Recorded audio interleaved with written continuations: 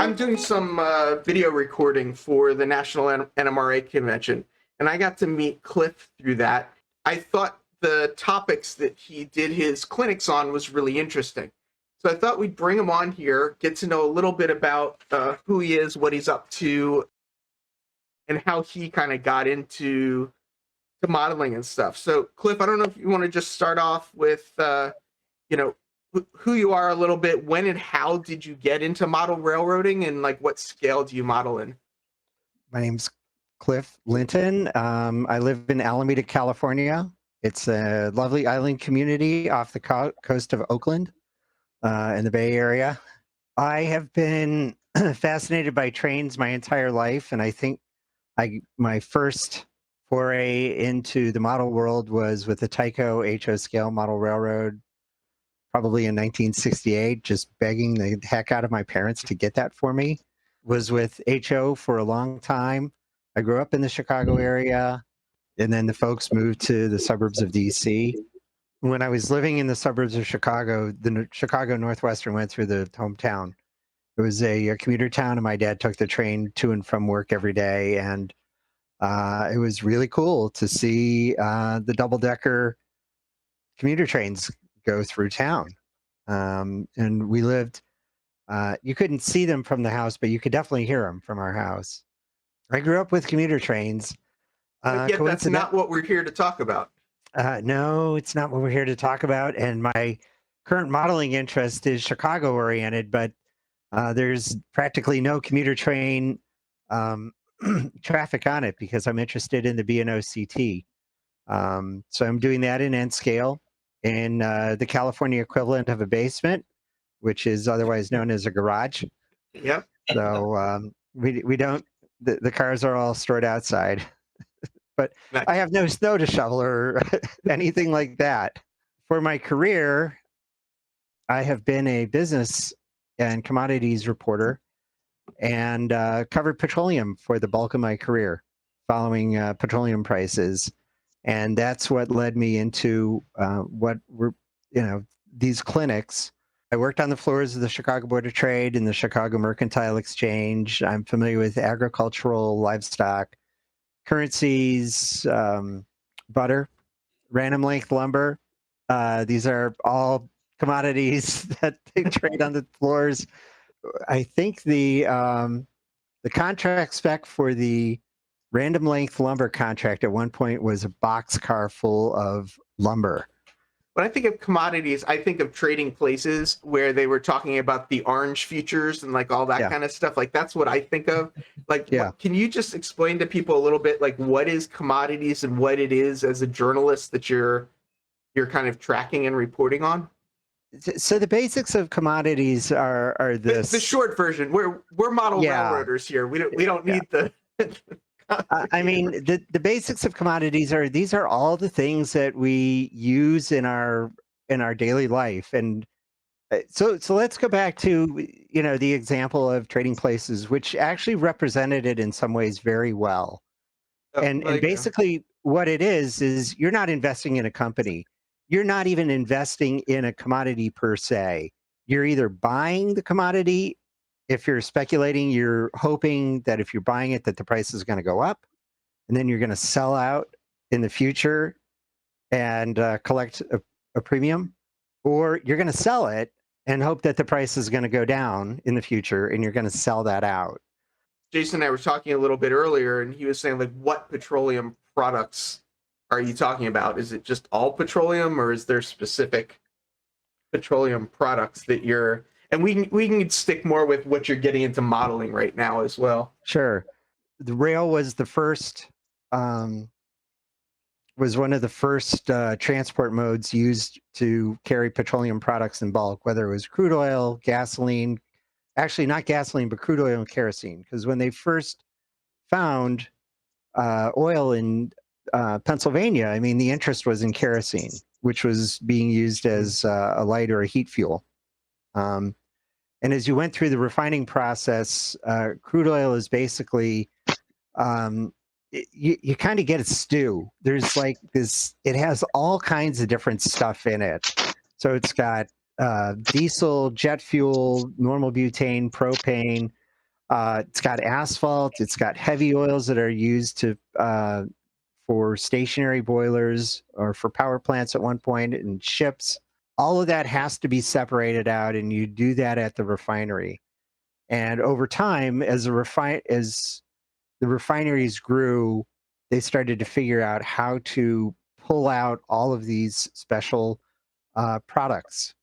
And some of them had value to the refiners, and some of them did. Some of them didn't. So what's absolutely fascinating about this to me is the logistics involved, because as much as there's a lot of, the sexy part of this is all of the what's making the markets go up and down and where the prices and everything like that. But the logistics of moving petroleum from, say, Saudi Arabia, we've got crude oil that's leaving Saudi Arabia and it's got to go somewhere else in the world. How much does it cost to lease a tanker to do that? How much does it cost to load that tanker? How much is the cost per day of the tanker? And when the tanker, how long does it take the tanker to get from point A to point B? And then all the steps at the other end of the thing. And that's followed pretty actively. Fewer people had been doing that on the rail side. And I had an interest in that. And that's what I've been doing. I was gonna say you did send me some tank cars. I did. Are you gonna run tank cars on your layout as part of your operations? Darn tootin'. Yeah. So I gotta ask this question: how dangerous is transporting petroleum by rail?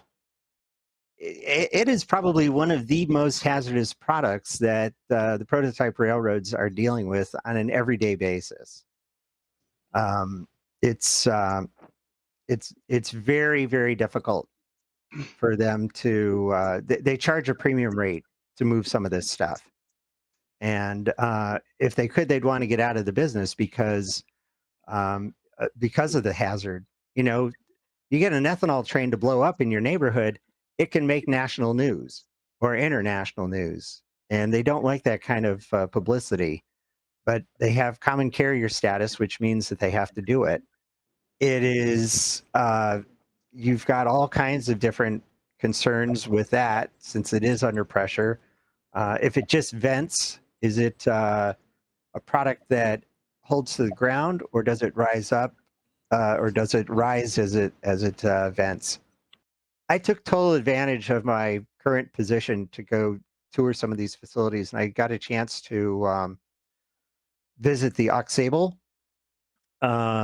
It's a plant in the suburbs of Chicago, and they did an interesting thing there. And in that plant, they were served by the old Elgin, Joliet, and Eastern Railroad, which was acquired by the Canadian National. And after the Canadian National acquisition, they didn't want to have a whole bunch of those old EJ&E guys and women working there. So Oxable hired them all. Mm. And the advantage was these people really knew how to run a railroad, because the plant railroad has a yard with a capacity of maybe at 120 to 160 rail cars. They have a loading rack that can serve 20 cars at a time. And they just said, "This is what we want you to do." And they're like, "No problem." And they run the railroad. And then when they're ready to, they load and unload the cars, they stage them, they set them up. And when everything is ready to go, they shove it out onto the interchange track, and the Canadian National picks it up. And Canadian National doesn't even come on the property, or the CSX, who also serves that plant too. Who regulates all the petroleum part of the transportation? Is it the FRA, or is there extra governing bodies because of how hazardous it is? There's a little bit of PHMSA, the Pipeline and Hazardous Materials Safety Administration, and then there is the Federal Railroad Administration. Yeah, usually asphalt usually gets carried in tank cars, and they're insulated and jacketed tank cars, because what you can do is when you heat up the asphalt, it'll flow. So Okay. you can pump it into the car. The car stays heated because it's insulated. And then when you're ready to unload it, You just make sure that it's warmed up enough and then pump it right out. This particular plant that you're looking at here, this is the Oxable plant, which is out by Joliet. So we talked about commodities, and commodities are, shall we say, generic type of products. But in the petroleum world, the raw material is anything but uniform. All right. No matter where the crude oil that you take out of West Texas may be a little different than the crude oil that you take out of East Texas versus the crude oil you take out of the Bakken Shale up in North Dakota and the crude oil you take out of Saudi Arabia. And when somebody builds a refinery, they build it because they have a supply of crude oil that they're looking to tap. And the refineries, so if the BNSF is bringing crude oil into the refineries in the Chicago area, I'm not sure. I don't remember exactly what ExxonMobil has, but I know Amoco in Whiting, Indiana, they went to what's called a heavy crude slate, and they were tapping a lot of Canadian crude. I'm not Got it. trying to be too snarky about this, but in the post 9/11 world, the That's what I was going. dissemination of that kind of information Ah, is harder and harder to find, but it's possible to find it. If you know where your refinery is and you know what the carrier is, I mean, it's not hard to figure out.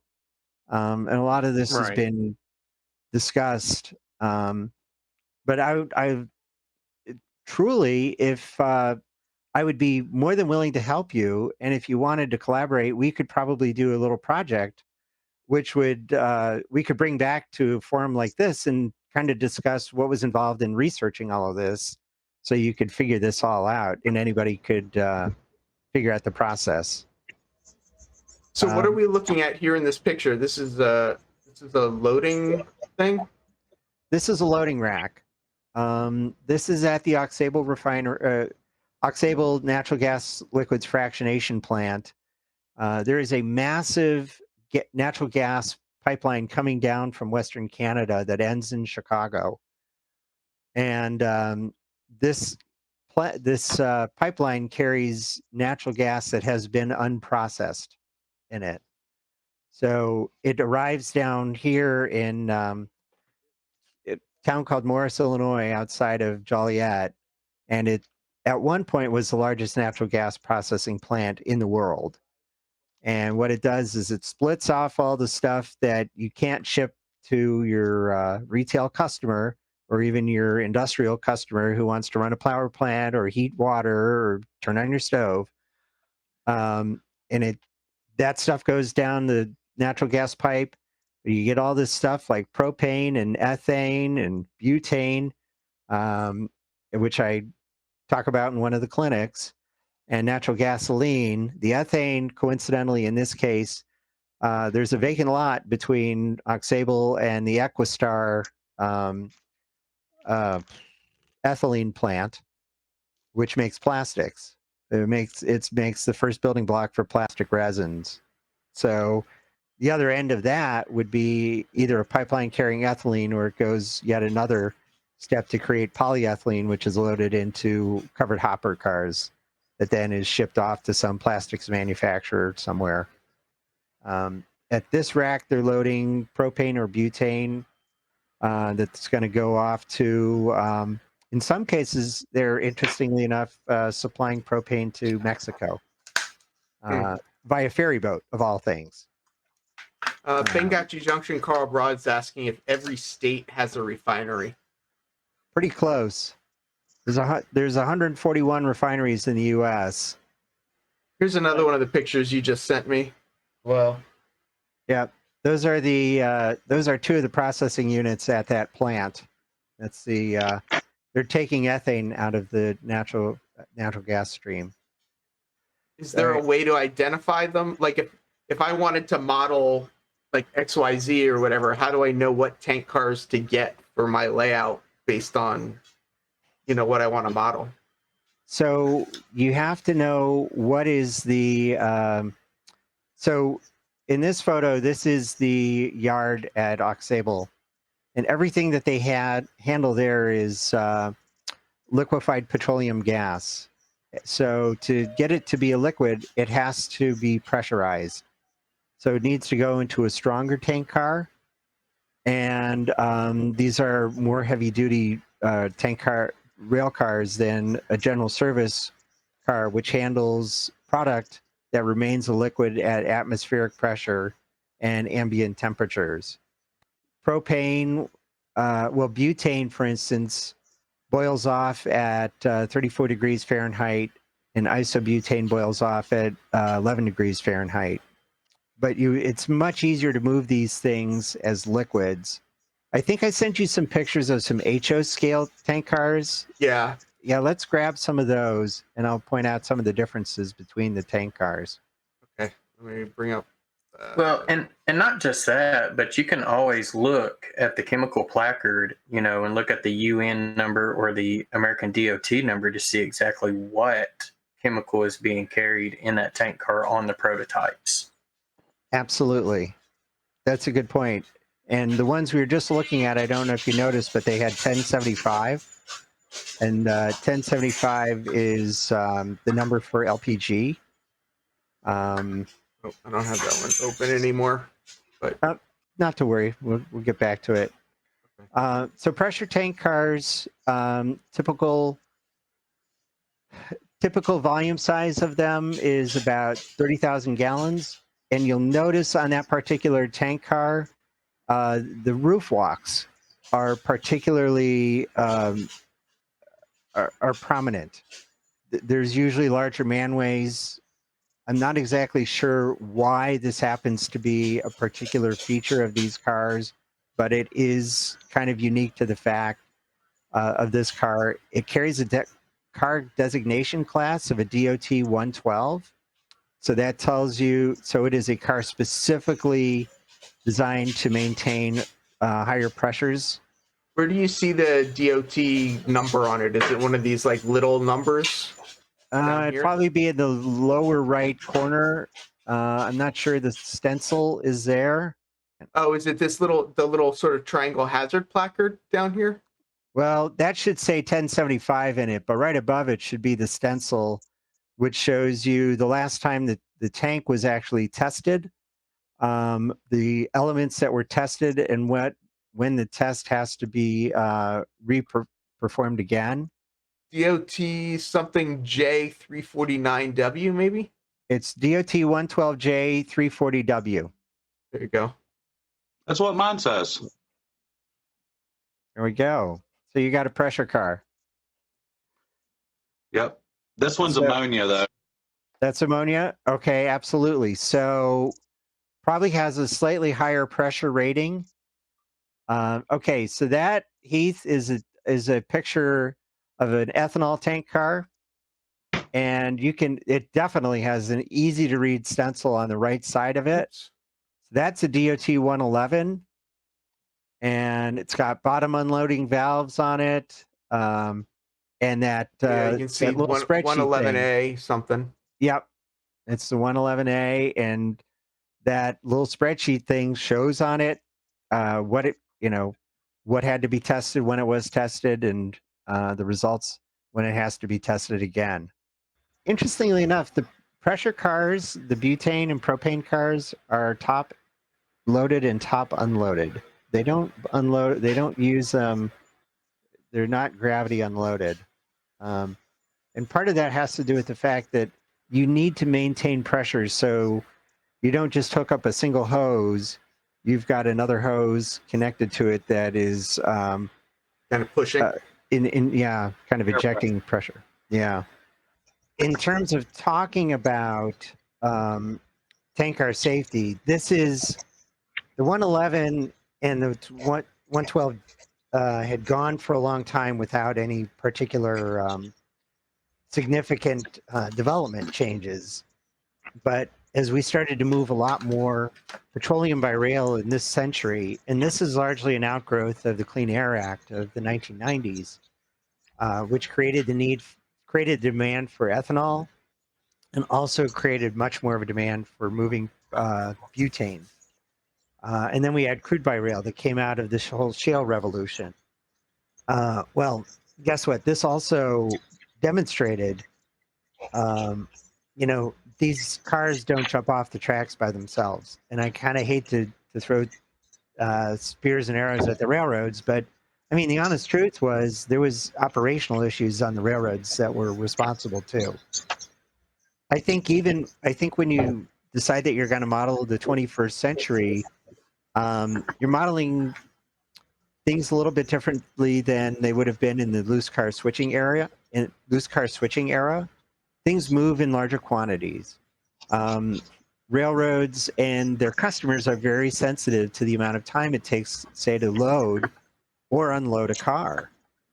It can take 8 hours to load a propane tank car, or the same amount of time to unload it.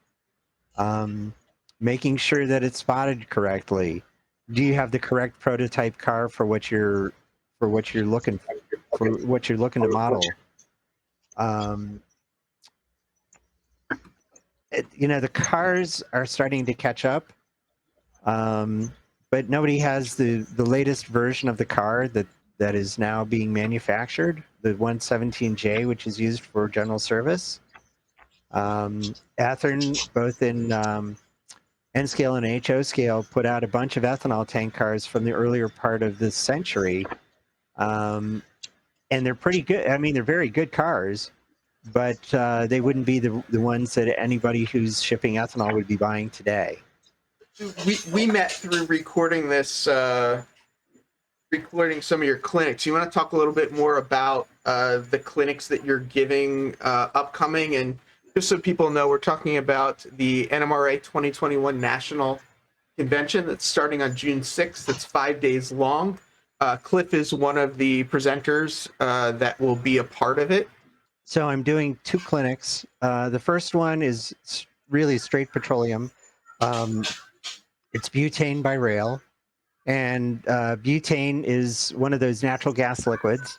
And it's significant because it is used in the gasoline production process, but only on a seasonal basis. So I talk a lot about the logistics of it and why it has to move by rail versus, why wouldn't it move by pipe, or why isn't it kept on tanks on the refinery storage? And then I explain, I show you what loading racks look like, what the refinery looks like, what some of the storage looks like, and some of the elements that you would want to include if you're going to try to model this. And the best part about butane by rail, believe it or not, is all you need is to get one of those pressure tank cars, and you could store that in some unused industry trackage, and you can model butane by rail because you're collecting storage fees from somebody who is filled that tank car in April and they don't need it until October. So what you're saying is, if I buy a single tank car for $30 from, let's say, Microtrains, and I put it on my layout, I'm magically going to just get a check in the mail every month for storage fees from some random mysterious person. You have to hold somebody's butane in there, so okay. There's a commercial transaction involved in it. But David Atkins just said having all this knowledge makes the operations on a model railroad much more interesting, and I agree. That's particularly why I wanted to bring Cliff up here for this for Modeling Monday. I mean, we've mostly been building kits and stuff here as well, but I think at the end of the day, we're modeling these kits to put them on our railroad and use them. So yeah, I thought that was interesting. It's all about humanity.